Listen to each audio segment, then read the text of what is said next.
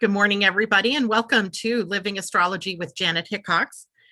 Grab your cup of coffee or your tea, sit back, and let's chat about what's happening up in the stars above for today, tomorrow, and Sunday. Today's Friday. That means we're heading into a weekend, and it is a pretty much decent weekend astrologically and from a human design perspective. However, we're moving into the month of May. Can you believe that? Tomorrow we're in the 1st of May, May Day, right? May Day. And we are heading into a month that promises to have many shifts, many changes, many disruptions and interruptions, as there are many let's say changes and movements of planets, but not only just from astrology, but also in human design. And the Pleiadian-Earth calendar also shows us some pretty important shifts and changes that are going on from the perspective of the calendar. So be prepared, right, for the month of May. So here's today's plan. We're going to talk about the moon for the weekend, as the moon in about an hour is going to be shifting out of the sign of Sagittarius and into Capricorn. That sets the tone for a working weekend, if you will, or a weekend filled with work, or one that is about grounding in some practical applications of things that you've been working on. And so we have that happening. And then we also have a very powerful Sun conjunct Uranus today that starts the new cycle of Sun and Uranus for the year. And then we also have to take a sort of sneak peek, if you will, at the energies for the month of May. So I hope you're all doing well. I'm going to go check into YouTube, make sure I'm where I'm supposed to be, and I am.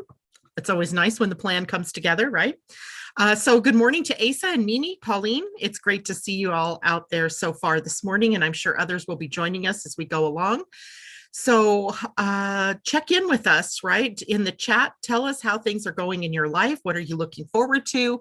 What kind of change do you sense is on the horizon in your world, as it's probably different from the changes that are on the horizon in my world?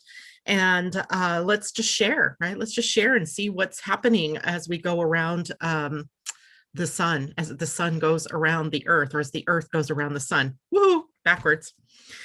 So today, Friday, what we have today is the moon in Sagittarius right now in the void.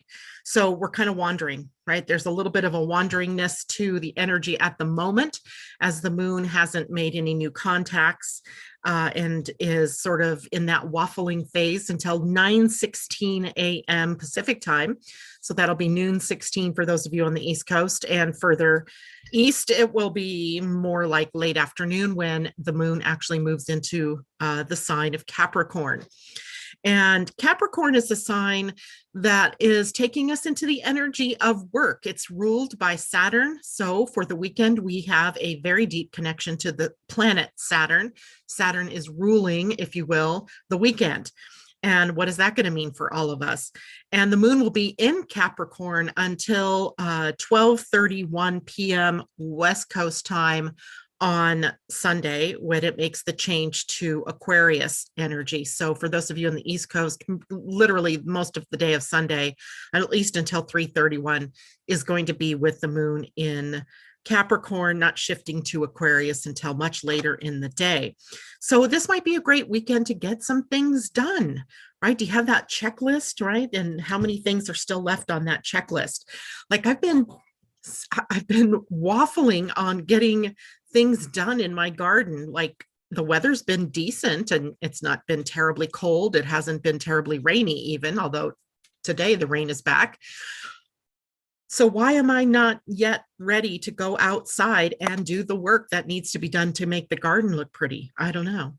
I've been too many mind things, perhaps, that mind energy has still been very powerful, the mental energy, the mental component. But actually, with the moon moving into Capricorn, that gives us some energy for the earth. So the practical aspects, the more down to earthness, the getting the job done, having goals and being able to complete them. So maybe this will be the weekend, although I kind of doubt it. I have a lot of family obligations this weekend, so we shall see what happens there. So let's kind of break down what is ruled by Saturn and Capricorn. So, of course, the first thing that comes to my mind is time.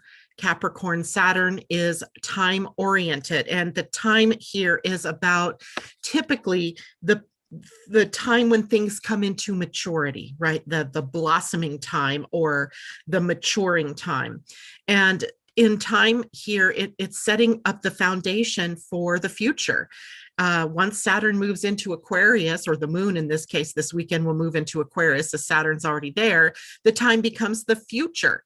So the opportunity we have now is to take in the energy of the now and make sure that everything that we can do to prepare for the future is done, and that we have an eye, if you will, to what is sustainable for the future, not just getting things out there and doing things, but actually preparing for the future and being sensible in the decisions that we're making. Saturn here, or Capricorn energy, very sensible, that down to earthness, right? This is a sign of responsibility as well. Responsibility, or is it responsibility, right? Both play here. Saturn is insisting that we keep our commitments, and not just to the other people that we may make commitments to in our lives, but what about the commitments you make to yourself? Right? You're committing perhaps to get something done, or you're committing to, being there more for your family, or you're committing to getting a new job, or cutting back your work schedule, or whatever it is that you've committed to. Are you honoring that commitment to yourself, but also to others? So keeping your commitments to self and others is a part of the Capricorn Saturn experience this weekend, as well as reputation. Capricorn and Saturn both are very reputation oriented. So it's almost like they always have these little antennae out about what they look like, about how they're showing up in the world, about what it looks like to the outer world, right? So there is that idea of reputation and being seen as competent, as being capable of being the authority of whatever it is that you are the mistress or master of.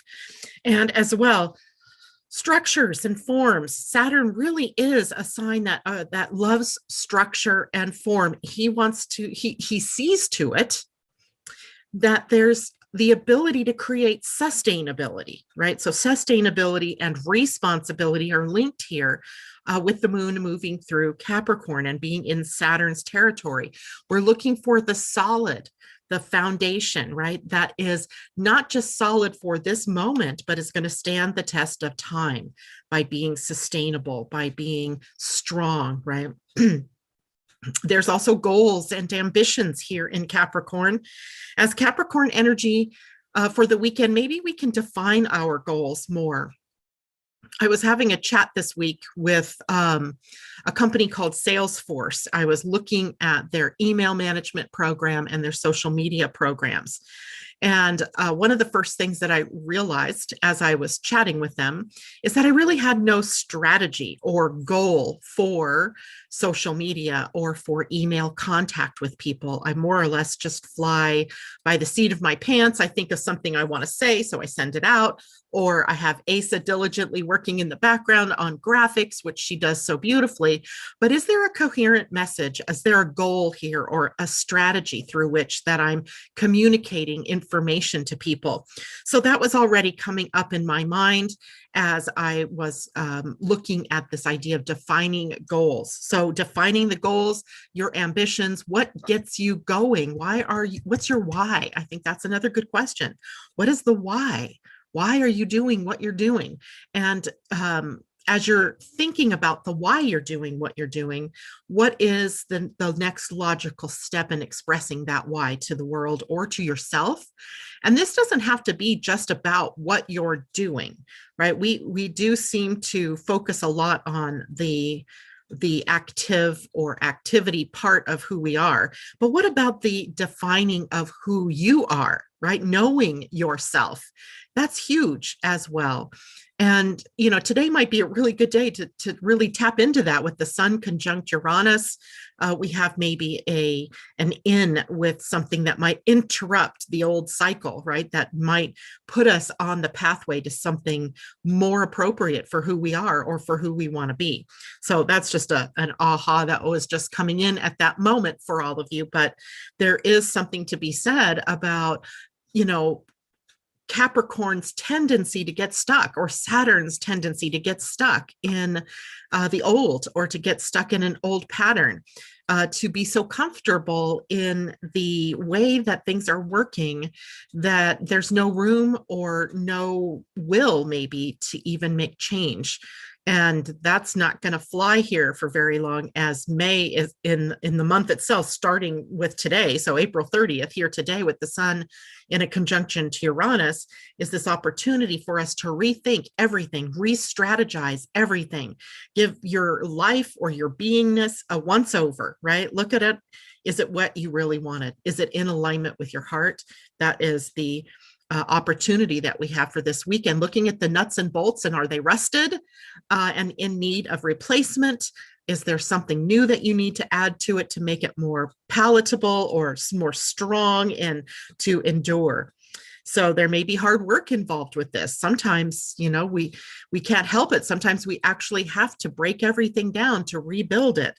And that may be something that we are looking at for not only this weekend, but as a template or a model of what may come in for us as the month of May wears on.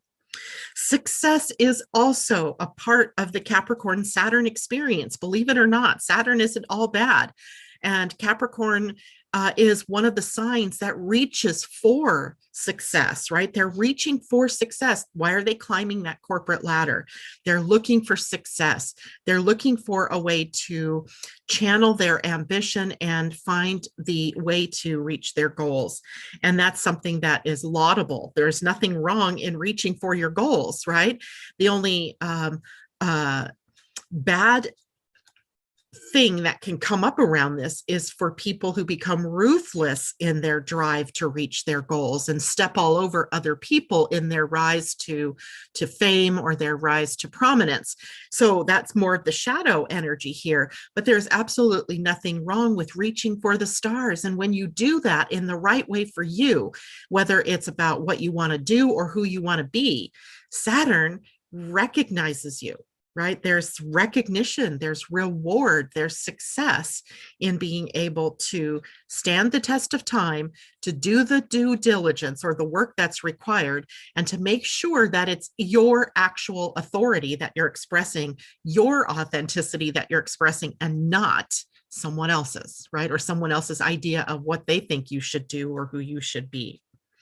There's a very management quality to Capricorn energy as well, thanks to Saturn. And that management might be self-management or the management of your life in general, or maybe you're in a management position, but it's about commanding respect. You cannot manage people. You cannot lead and guide and nurture others without their respect. And that respect, of course, begins with you, respecting yourself, respecting others, respecting the work that must be done to get where you want to go. And in some cases, it's about delegating responsibility. Some of us are indulging in the work, let's say, as we are constantly just doing, not delegating the responsibilities to the right people or to the right timing. So delegating responsibility is part of this. Following rules. Capricorns are kind of rule followers, but I would encourage you, actually, it won't be me encouraging you to this. It'll be the sun conjunct Uranus today, encouraging us to break the rules, right? To step outside of the norms and to be different, to show up in the world in maybe a quirky, unique sort of way. Of course, Capricorn rules authority and authority figures, the boss, your father, the people in your life that command your respect. And us, of course, assuming that you are your own authority. This is a great time to really lay claim to that. Stake your claim, right? That's a word I've been playing with lately, as in cryptocurrencies, which I'm learning so much about. You can stake your crypto and earn more money. So that's a word that's coming up here as well. Traditions, also a part of the moon moving through the sign of Capricorn. And the moon, remember, is already something that is sort of nostalgic and takes us back to our family traditions, or the things that we know and love that we do, on a consistent basis. For example, holidays, right? What do we do on the 4th of July? What do we do at Christmas? What do we do at New Year's and Easter, and on, birthdays? So those kinds of traditions that we hold dear, and being able to have traditions links us both to our lineage or our family of origin, but then is something that we also share with the younger generation as a way to honor both the past and the future. So traditions important here. Of course, every sign has its more negative aspects. In Capricorn, it is pessimism, right? The exact opposite of Jupiter's optimism.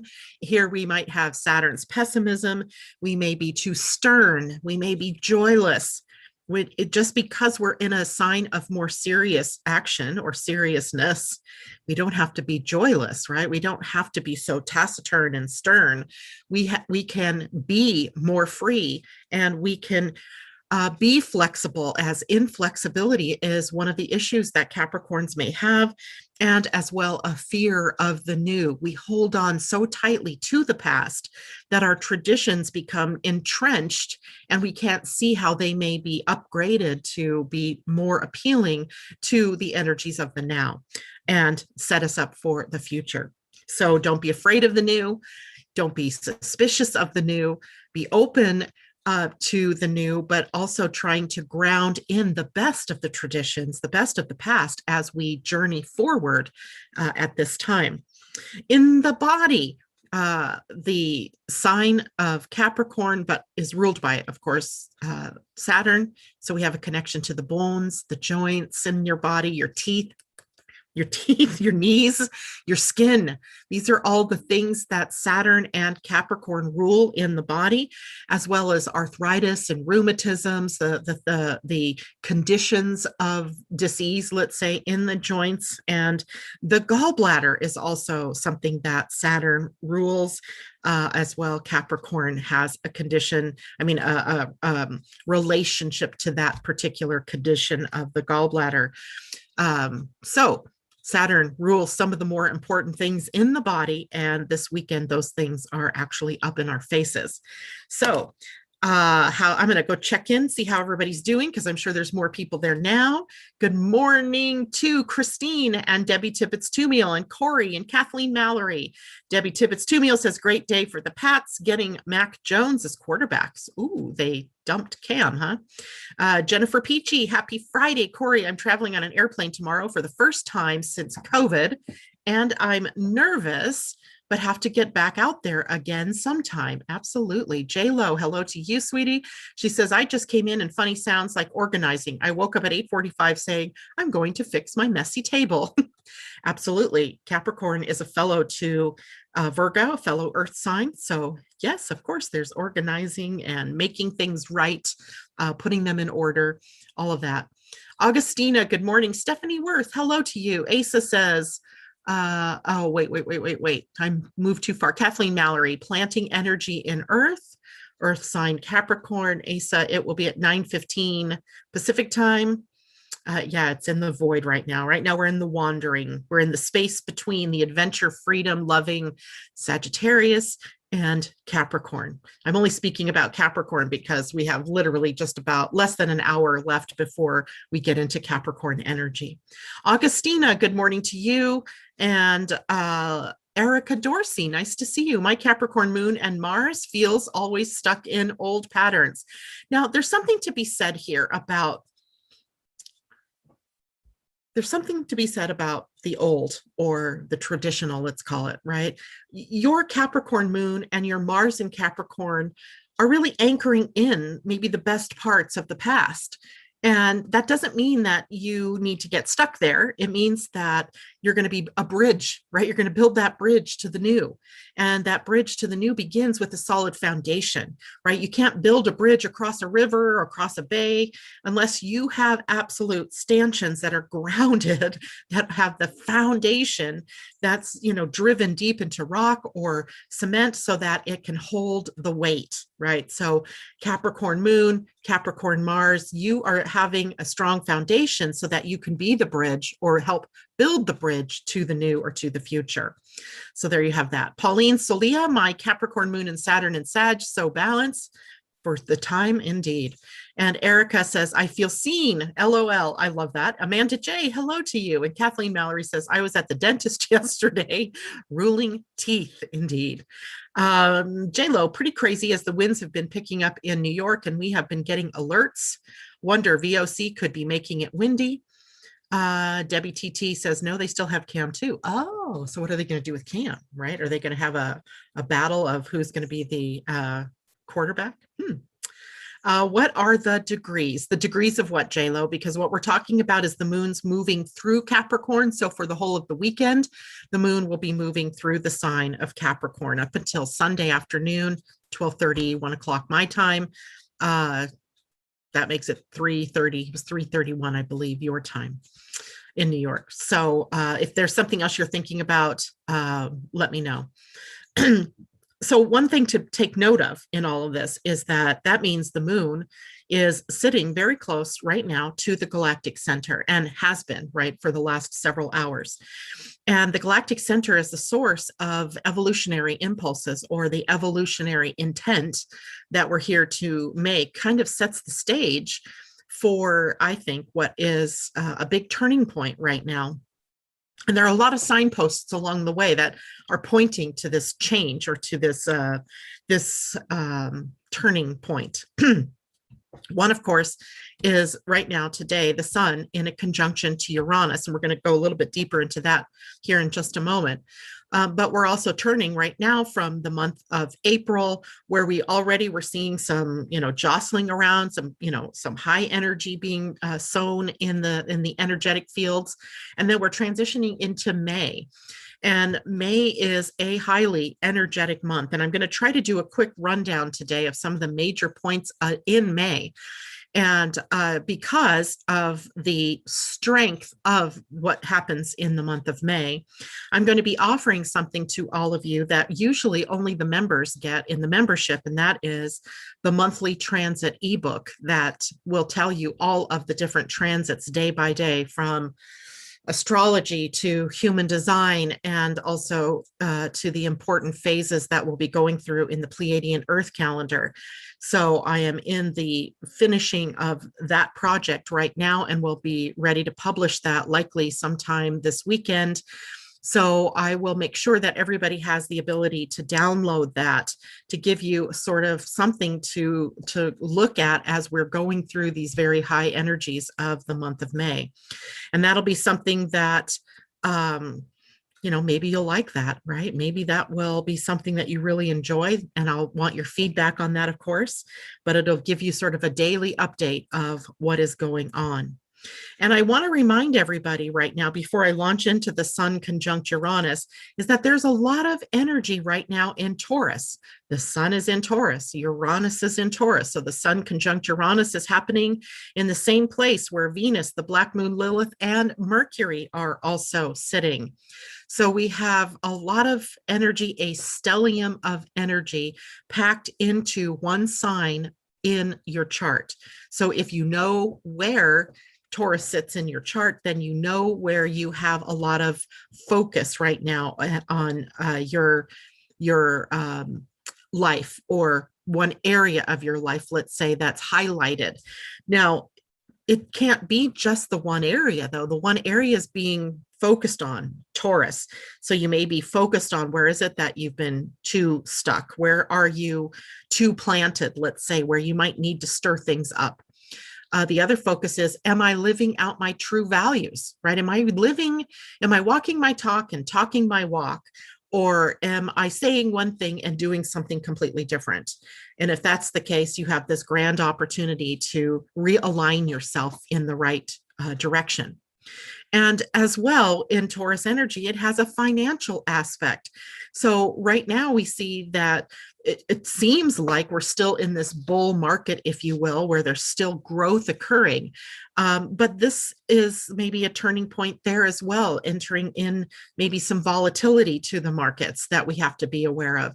So volatility in our finances, perhaps there's pressure for increasing prices for that kind of energy to start playing in our world. So I'm not saying this to be fearful, but to watch for the market pressures, the financial or economic pressures over the next few weeks.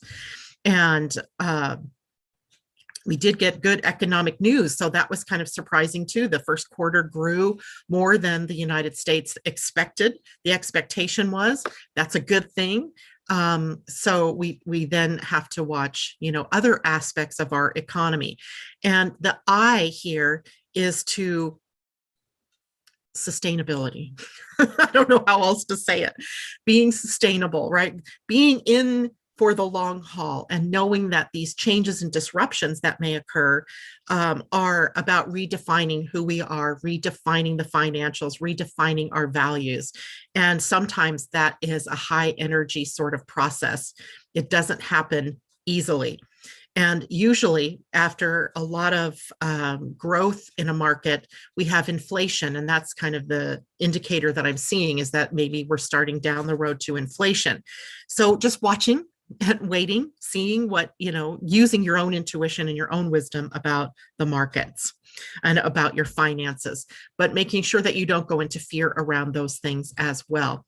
Now, also, this could be an injection of great faith in the system and the financial system, that is, and our optimism, right? There's still Jupiter here, and Jupiter's playing a huge role as we move into May, and we'll want to talk about that as well. So that lays the template. Lots of energy going on in Taurus, at least for the next few days of the first, let's say, 5 days of the sun, of the entry into May. Then that begins to shift. So let's start with today's Sun conjunct Uranus and what we might expect about that. So hold on, let me see one more thing here. Kathleen, Taurus 6th house of health, drinking water, taking vitamins, paying attention. Yes, indeed. J-Lo, congratulations. Janet. Oh, 700 subscribers. Oh, great. Thank you, Amanda. That's amazing. Thank you.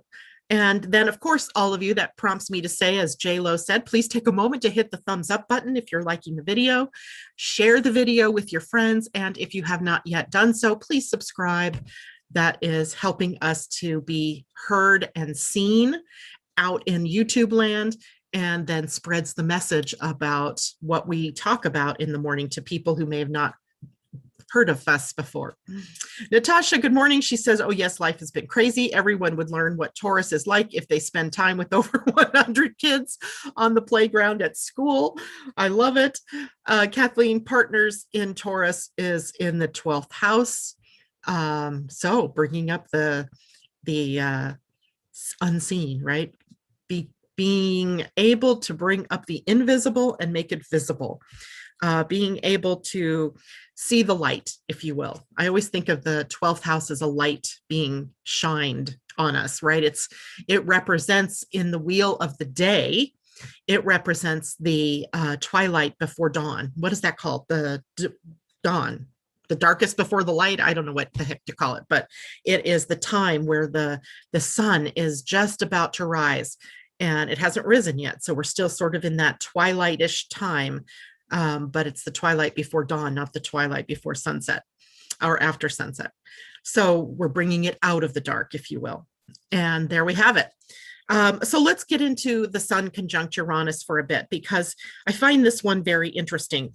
So I want you to think about this for a moment as I started to look up the dates here for us. But the Sun every year is going around in the solar system. And as it does, around the astrological wheel, let's put it that way. And as it does, it comes into a conjunction with every one of the planets. And when he comes into conjunction with the outer planets, so that might be Jupiter or Saturn, and it could be Uranus, Neptune, and Pluto, there's a new beginning of the cycle that those two planets have with one another. So the sun, highly energy, big energy, energy of doing, the energy of our being, right? Our personalities, coming into conjunction with Uranus, a planet of lightning fast change, of awakening, of shock, of surprises, being our unique selves. So when they come together, right, it starts this new cycle of the sun's really shining on where is it that we need to bring out our authentic selves, right? Where do we have to really be looking at what's new and what's innovative, right? What's quirky even, right? Eccentric even. So without the ideals of the world, we'd still be back in the dark ages, right? If we didn't have ideals of ways that we can reach out to the future and be something more, we would still be back there in those dark ages. So we have the sun conjunct Uranus, among others, to thank for setting the tone for what's to come, right? The changes that are coming up. Now, if you want to know the particulars, the sun conjunct Uranus occurs at 10 degrees, 46 minutes of the sign of Taurus. So this is happening in that Taurus, within that Taurus stellium, right? So we have this energy lightning bolt coming in, hitting the Earth, Taurus, and possibly setting the stage for us to really see where we've been stuck, right? Lightning on the ground tends to stir up things, right? It stirs up the energy. Certainly is frightening at times, but it can also be awe-inspiring. So let's go with the awe-inspiring part of this. So it's time for a shift, right? We are upshifting, if you will. That's how I would look at it. We are going to shift to the next level. It's time for change, right? It's telling us that maybe we can't go on economically in the same way that we've been going. We can't go on living out the things that we thought we valued. We might have to shift up our values. And of course, we can't continue on with our relationships, projecting upon one another and not living out the highest and best in our relationships. So there's a lot changing. And it's not just our relationships with one another, although that's a part of it. It's our relationship to the earth. It's our relationship to all of the institutions that we can think of, all of the things that we've built on the ground, right? All of the things that we've built as supports in our life. Remember that Taurus is where this is occurring, and Taurus is an earth sign. It's a builder, right? So what are we building, and is it sustainable? Big questions right now, right? And it is, after having the legs cut out of us or cut out from under us over the last year, then it gives us this grand opportunity to really begin to build something of lasting quality, something that makes sense, something that's more sustainable, something of more equality, right? So we have a lot of potential for what this conjunction brings to us. We also have the potential for interruption and disruption. I mean, certainly, Uranus does that. He's the master of that. He's the lightning bolt thrower that upsets the game, right? That takes us out, makes us run in different directions. So we want freedom here with Uranus as well. And I can tell you, this is something that's been on my mind the last couple of days as in this state, we have different phases for COVID that we can be in. And in the county I live in, we've gone into phase 3. And we've been in phase 3 for a few weeks, but suddenly there was a higher instance of COVID tests positive and people in the hospitals. And so it's a possibility we may have to go backwards into phase 2. And I find myself totally rebelling against this. And I'm usually not a rebel, although sometimes I can be. But I have this rebellious streak here where I just want to go out and flaunt any rules that they want to place on us, as I think we're fatigued. There's this feeling of, all right, you've clipped my wings long enough. I'm not going to stand for it much longer. So we'll have to watch that for all of us, because it's not just, that bigger connection. It might be in our own personal lives, in our interpersonal relationships, where we want to feel that freedom and we want to express that freedom. We want to live free and that can trigger or bring up a rebellious streak in the people in general. So I would watch for maybe some of those kinds of energies. Of course, this is our finances, values. They're all in an evolutionary state right now. This is a rule breakers kind of setup, right? I often think of Uranus, especially when he's in forward motion, as the contrarian. While he's flaunting tradition, he flaunts the way that we would, the norms, let's say, he flaunts the norms, and he does the unexpected. So we have the beginning here of something new, but anytime we have something new, we always have that trouble in the beginning, that kind of just that upset that happens partly from the people that might be in resistance to the change. And then we have the people that are, kind of on the fence, not knowing for sure if they want to go with that change. And then we have the people that are all full tilt, let's go off to the future. So we may have, this feeling of friction for the month as the sun begins a new transit with Uranus. And what will that bring us? Well, we'll know for sure, because all we have to do is observe what's going on around us, right? What goes on in the economy, what goes on in our own personal finances, what's happening in our world at large, how are people's ideas and ideals changing? That will give us an idea.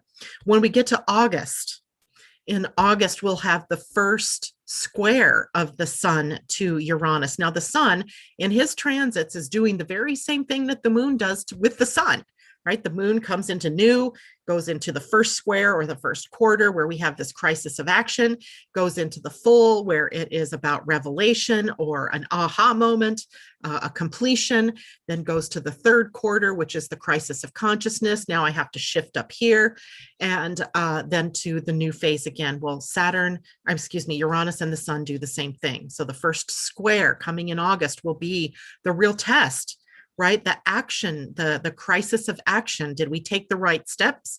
Likely we didn't. That's my guess, is that we hold back in some way, or we continue to do things in a more traditional way. And now we're going to pay the price at the crisis of action. Some obstacle or something shows up in this new phase that we're entering in. And then we have the halfway point that will happen somewhere around, let's see, this is April, so I'm guessing November, and then we get back to the new again. So we have an entire new cycle beginning here between the sun and Uranus. So look at your own chart, right? The new beginning might be, where are you stuck in that Taurus energy? Where might you need to do something to shake things up, to enable yourself to move forward? So big considerations for all of us for the foreseeable future. Let's see, any questions about that? Let me know in the chat. In the meantime, let's go on to Saturday's energy. Saturday is the quietest day, let's say, of the weekend. The moon will be fully in Capricorn that day and in a trine to Uranus and the sun and to Venus. So a smooth energy. So Saturday likely is a fairly decent day. The only other transit is a sextile to Neptune. That brings us intuition. It brings us spirituality. It brings us connection. And then we have some other themes going on Saturday. It's get to work on ideas, right? Get to work on your ideas. We are at the height of the Taurus Stellium. By now, you should be pretty darn clear about where you might be stuck and where there's new possibilities opening up for you. It'll be a day where we can really consider how to reconfigure our lives to align with our true values, right? And our true hearts. When I talk about values, I'm talking about, where's your heart? Right? Where's your heart in this? Where's your heart in anything is the most important consideration. If you're in alignment with your heart, then you are moving in the right direction. You are living from your values. But if they're at cross purposes, then you're living in a limited way, right? Because one part of you is pushing off in this direction, while the other part of you is pushing off in the other direction, or holding space in the old direction. So here's our time to reconfigure everything about who you are, about what you want to do, to align more fully with your heart. Then we get to Sunday. Sunday, Sunday, Sunday. Hello, Ingrid. It's good to see you. Debbie Tibbetts-Tumio says, yes, Oregon just shut down all small businesses again, but Costco and Walmart are all open. People are pissed off about it as 1,200 small restaurants have already shut their door. Yeah, you see, that's the thing, right? There's this, we have to somehow come to a balance point between what's good for our economy, what's good for people's livelihoods, and what's good for people's health. And, I'm not going to profess to know those answers, but I think I'm not even going to go here with this one. You all have your own senses and sensibilities about what's right for you, right? So do what's right for you. And I think that's the part that the governments aren't seeing, is that we are responsible people, that mostly, right? We are mostly responsible people, and we can make decisions on our own for what's good for us.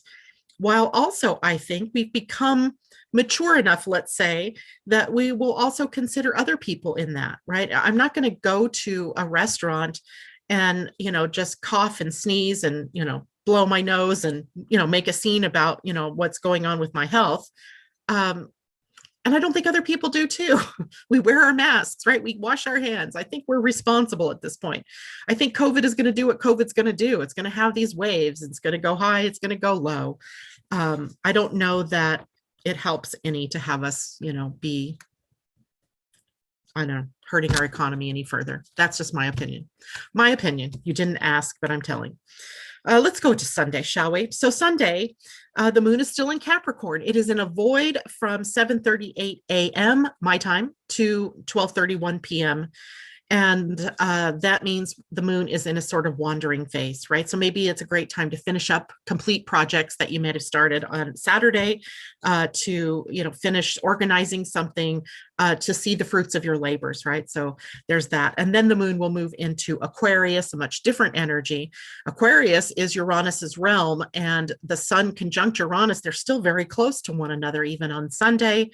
And that might give us some inspiration, some ideas about what we want to do, where we want to go, and who we want to do that with. Who do I want to be? So some surprising things, maybe inspirational things coming for later in the weekend, especially if you do your due diligence through the rest of today and on Saturday. Now, there are a couple of, three. There are three. Oh, no, sorry. The moon on Sunday will be conjunct Pluto and trine Mercury. So the conjunction of the moon to Pluto can be emotional, but it doesn't have to be emotional negative. It can be emotional positive, right? It can be empowering. It can be very empowering. It can be very family oriented. And it can be a day of power struggles between people as well, if we want to go into the more negative. But the moon moves quickly, so the moon conjunct Pluto will actually happen likely, but while before the void, right? It's probably the last aspect before the void. So middle of the night kind of thing here in my time zone, early in the morning for those of you on the East Coast. And the trine to Mercury, the moon and Mercury work well together to share information, to uplift the mind, to uplift the soul. Now, there are two transits on Sunday to deal with as well: Mercury trine Pluto and Venus in a sextile to Neptune. So these are good transits, right? The Mercury trine Pluto. So if you think about what Mercury rules, your communication, your mind, right? Your ability to connect to new ideas and to share ideas, to communicate, right? So we're thinking and speaking more powerfully on Sunday with a transit like this. We also hold the power of persuasion when when Mercury trines Pluto. So what is it you need to persuade either yourself or others about? You have that power of persuasion. We'll be able to meet perhaps with someone that has a powerful effect on us, whether it's an influential person, or we might have someone that we meet up with as a mentor. But Mercury trine Pluto supports our powerful transformation energy that we need to go through in our minds, but also in the way that we communicate with one another. Venus sextile Neptune is the beautiful one here. It's sensuality meeting spirituality. So it's magical for romance. It's magical for love and compassion. Those are the more, and altruism, right? There's a very service oriented connection here. But on the more negative side, we have Neptune as the power of deception, right? And delusion. Neptune can be vague, and it can be someone who is not telling you completely the truth, and likely someone that you might be romantically linked to, or someone that is a loved one of sorts. So watch to see if people are actually telling you the truth. Are they purposely trying to deceive you? Use your discernment, right? Sometimes also called a BS meter, to know whether someone is leading you astray or not. And of course, on your own path, don't lead others astray. Be truthful, be honest, stay in your integrity. Venus and Neptune coming together like this is also highly imaginative and highly creative. We might even Sunday night going to sleep have some very powerful dreams, or some powerful ahas that occur to us while we slumber. So there we go. J-Lo says, pretty odd in New York City. Everything will reopen July 1st fully, and many others are slowly lifting. Yes, I guess, you know, we every state is kind of doing things differently. I don't know if it's good, bad, or indifferent. I don't know what to say about it. I just know it's what we have in the moment, and we have to make the best of wherever it is that we are. But we also don't have to go silently and just obey, if you will, blindly. If it makes sense and it's in your, if it makes sense to you personally, then go with it, right? If it doesn't make sense to you, do what you know is right for you. It's the same thing I tell people about getting the shot, or getting a COVID test, or, you know, traveling. You've got to go with what is right for you, right? And trust me when I say COVID shows up sometimes without even thinking. It happened just recently in my own family, as one of the daughters of my daughter's ex-husband, so kind of a stepdaughter, step granddaughter, if you will, even came up with COVID. And it was just such a shock, because she had been around everybody wearing a mask. She had gone to school because schools were back open. And so it was really surprising. Yet before they realized she had COVID, she'd been with all of the members of the family, and there's like 6 of them, and no one else got it. That's so strange. So sometimes it just is what it is, right? It's an experience maybe that was designed for that person to have. Who knows, right? So just follow your own heart, follow your own wisdom. Christine Buckingham, J-Lo on NPR, they discussed this today. It all depends on how everything goes. Nothing is set in stone. Mutating variants could possibly change things. And New York City got the hardest hit to begin with too. Yeah, I remember that. That was hard. So we're still playing with this. I still think we are on the ending train, if you will, of this particular virus.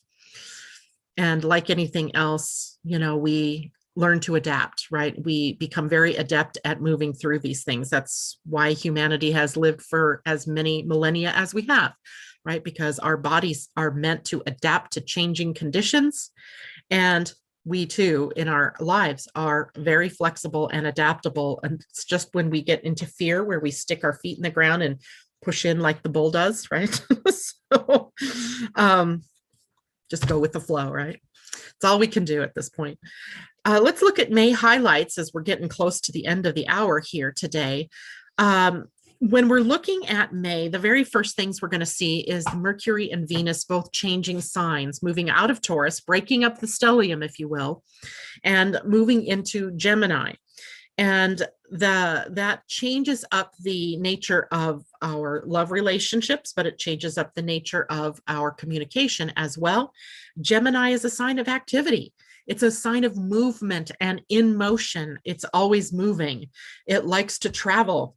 especially short distances. It's going to the store, it's going to visit friends, it's dropping off things, doing errands, going on a short weekend adventure. So Gemini energy is very motion oriented. So we get two of the three inner planets there. And of course, what are we doing? We're moving, right? We're talking, we're communicating. And so for the next several weeks, after next week, we will be engaged in movement of all kinds. The biggest news perhaps for May, and I mean, this is one of many May events, is that Jupiter has sped through the sign of Aquarius and will enter Pisces on May 13th. And we'll be there until July 28th, sort of dabbling around at the 0, 1, and 2 degree marks.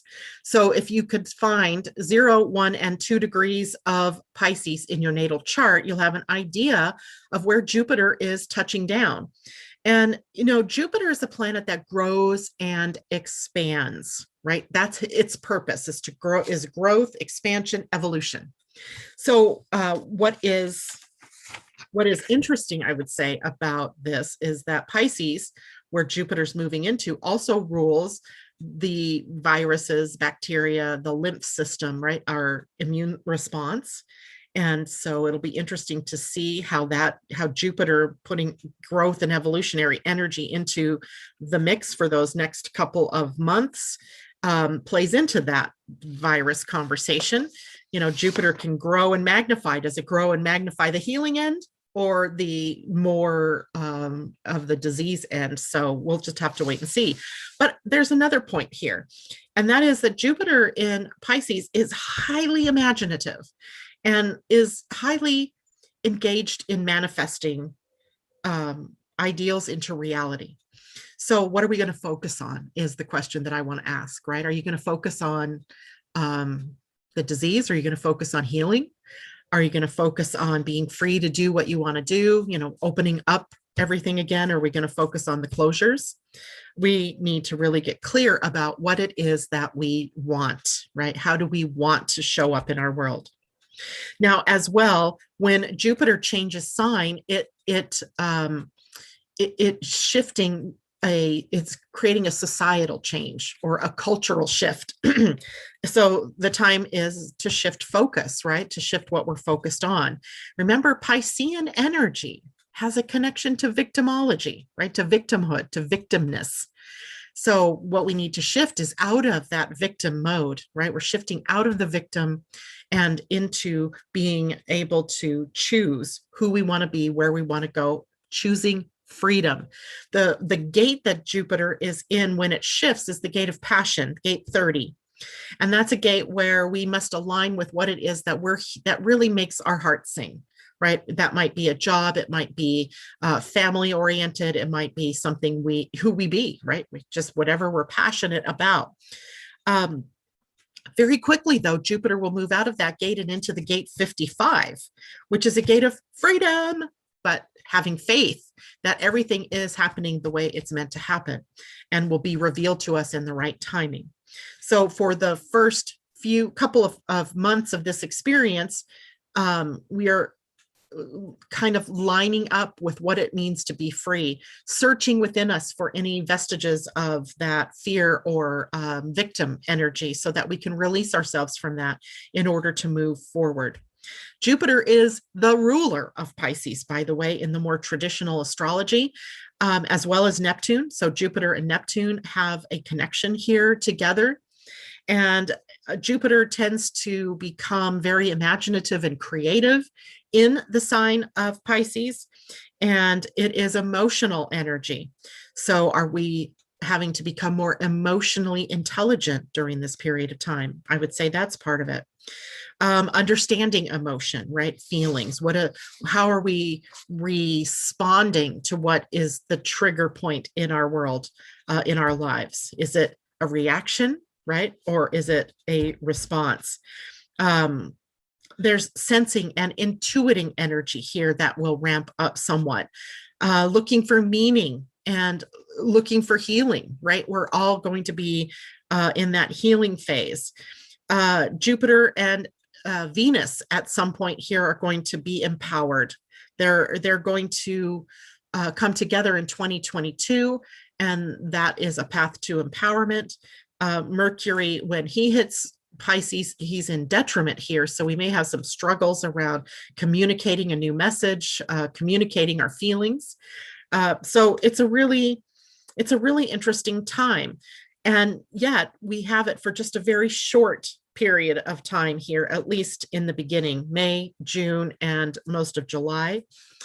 And for part of that time, Jupiter will be in retrograde. So Jupiter is moving forward until the summer solstice and then turns retrograde, moving backward to finish what he started in the sign of Aquarius.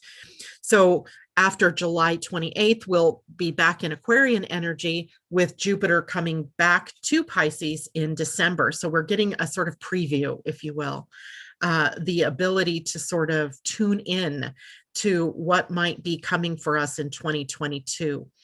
And we rarely get that opportunity with Jupiter, right? Usually Jupiter spends the whole of his time in one sign. So he's usually in a sign for 12 months, and he spends the whole 12 months in that one sign, except for this time with Aquarius and Pisces. It's almost like he moves faster through Aquarius and through Pisces, and then goes into retrograde. So it's going to be interesting, I think, for us. That's probably the hallmark, the highlight of May. Then on May 14th, Mercury moves into the shadow of his next retrograde, and his next retrograde, of course, is in Gemini. So he's going to be spending an inordinate amount of time in Gemini from May 3rd, when he moves in there, to July 7th or 10th. So quite a while. And that's because of the retrograde. Saturn, Neptune, and Jupiter will be shifting gates in our human design. That shifts the experience that we'll have of those planets. Saturn shifts into the gate 13, the listener, where we'll have to become very adept at listening and then changing the narrative of the stories that we've been telling. Neptune shifting is huge because he's in the solar plexus. So he's also teaching us lessons around emotional wisdom and how to express emotion correctly. The shift from the gate 22 will be into the gate 36. The gate 36 is a tricky gate because it is often motivated by restlessness and boredom, and can sometimes make changes and experience the ups and downs of chaos. Turbulence in the gene keys, it's turbulence. So we might expect that there is going to be some spiritual up and downs that we are experiencing, but also the experience is what we need to be looking at. The experience, how are we feeling about what we're experiencing, and then thinking about what do we want to experience. So we may have to get out of our own way to have experiences and not just try to learn everything from the internet or from a book, to get out into actual life and experience things. Jupiter, we already talked about moving into the 55, which is the dragonfly. The reason I have the dragonfly here is that gene key 55, which is the evolution out of victimhood into freedom. So that's a huge one. Saturn will turn retrograde this month as well, or in May. We have a full moon lunar eclipse on May 26th at 5 degrees of Sagittarius. These are game-changing effects, right? That are in effect for about 6 months. So what's coming up for you around that time? It'll be at 5 degrees Sagittarius. It is a south node eclipse, which means that there might be things from our past that we have to contend with, that we have to either let go of or that we have to change in some way. Then, of course, Mercury is retrograde as we get to the end of the month. And when we look at the Pleiadian-Earth energy, we have 2 Venus phase changes 1 week after the other, as Venus is beginning to really emerge out of the glare of the sun into the evening sky. So as we go through into later May and into June, we'll begin to see her more and more prominently in the evening sky as the evening star. And then, just to add fun to everything, at the end of May, we go into the next collective shadow cycle. And that, again, is something that I think when Pia and Cullen come on with us, I think that's going to be what, May 21st, May 21st.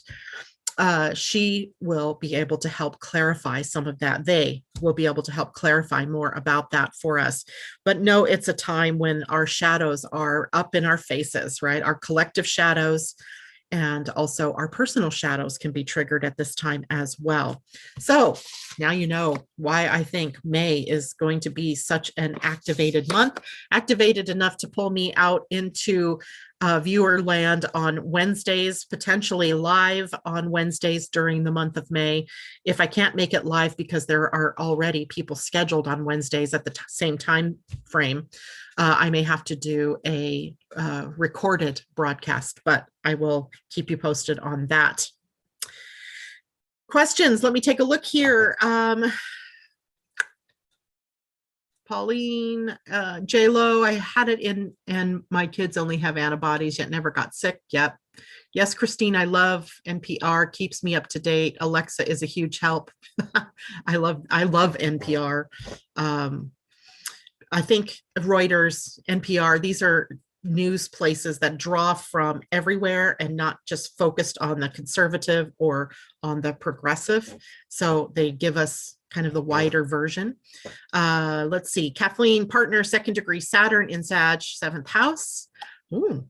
Christine says, I trust NPR and BBC. Yep, me too. And Pauline, natal Pisces in 8th and 9th house, more 8th. I would say that your natal Pisces is in 1 house, because now we're using the whole sign, and that makes much more sense, Pauline, to have natal Pisces in 1 house.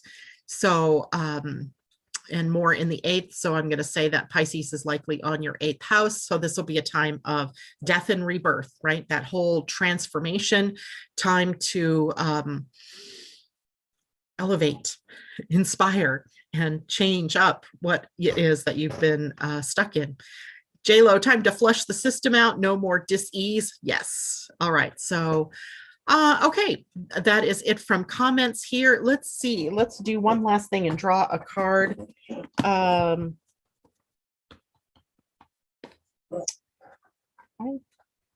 have the Galactic Heritage cards on my mind.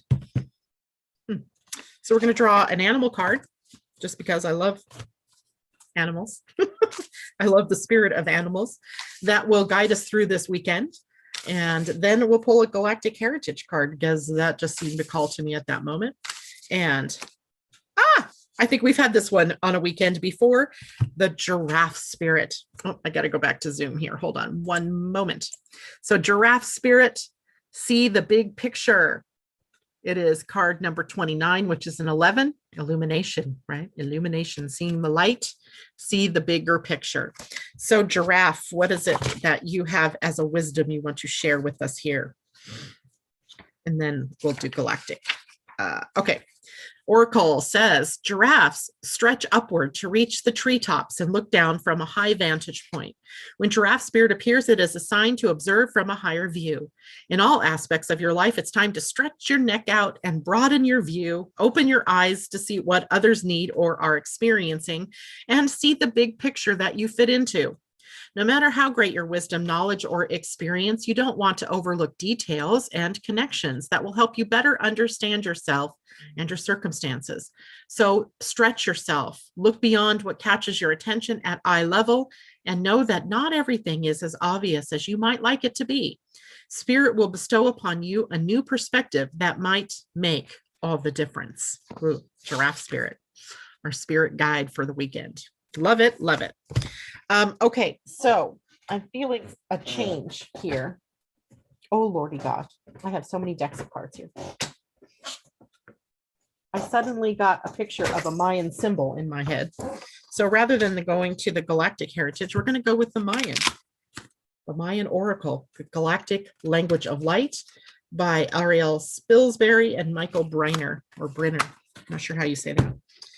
I feel like there's something profound that these cards might need for us to say today.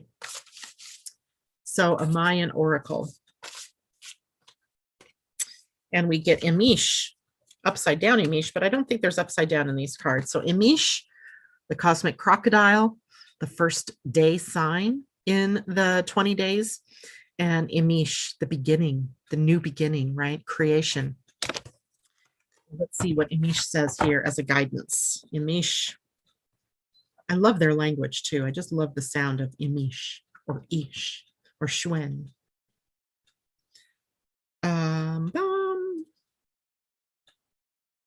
Okay, so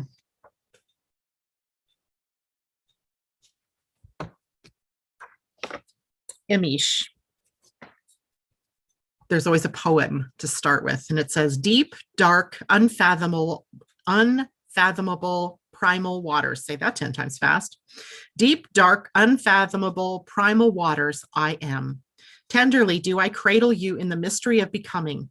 Receive nourishment from my primordial depths. Imish sounds a call in your life to go beneath the surface, to plumb your own primal depths. Go to the abundant wellspring of the life force to find the nourishment for which you yearn. In trust and receptiveness is found the source of movement. From the primordial waters of unity flows the spiral of eternal emergence. Allow others to give fully to you, for in that receptivity, the circuit of love is completed. The entire universe is made up of love. Give and receive. If you are not fully receiving the gifts offered by the universe, you can short circuit your connection with the natural spirals of growth. Give freely and unconditionally without attachment to how your gift is received. Dip into the deep well of life and fill your cup with sweet waters. Offer this gift unconditionally. Trust in the situation at hand. Primal trust means making choices moment by moment with no guarantees. It means, it sounds very Uranus, doesn't it? It means not trying to control the outcomes in your life. Trust your steering mechanism of heart knowing. Trust the transformational processes that are at work in your evolution. Call on Imish, the source of life, primal waters of creation, the root source, the primordial mother, to nourish and care for you. In truly accepting this reservoir of sustenance, you will have unlimited resources to care for others as well as for yourself. Remember that you are always embraced in the arms of the divine, no matter what the exterior circumstances of your process or situation. Let's look at the shadow wisdom. And that means I'm going to be here a little bit longer because I think this is worth reading for all of us, okay? So the shadow of Imish. In the shadow of Imish are found issues of trust. Do you lack trust in the universe to nurture you and provide what is needed for your journey?